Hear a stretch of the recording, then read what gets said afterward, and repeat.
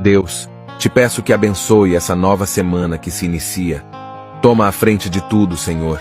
Vai abrindo as portas fechadas, cuida da minha família e nos livra de todo mal. Que a tua luz ilumine cada passo que darei nos próximos dias, guiando-me por caminhos de paz, amor e prosperidade. E nas adversidades que possam surgir, que a minha confiança em ti seja inabalável. Que a minha fé seja a âncora que me mantém firme em meio às tempestades, lembrando-me de que contigo posso vencer qualquer desafio. Cuida dos meus entes queridos, Senhor, envolvendo-os com a tua graça e proteção.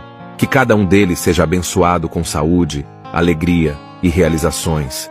Nesta semana, entrego meus sonhos e preocupações em tuas mãos. Com gratidão e a certeza de que o Senhor está no controle, enfrento esta semana com coragem e determinação. Obrigado, Deus, por ser o nosso refúgio e a nossa fortaleza. Amém.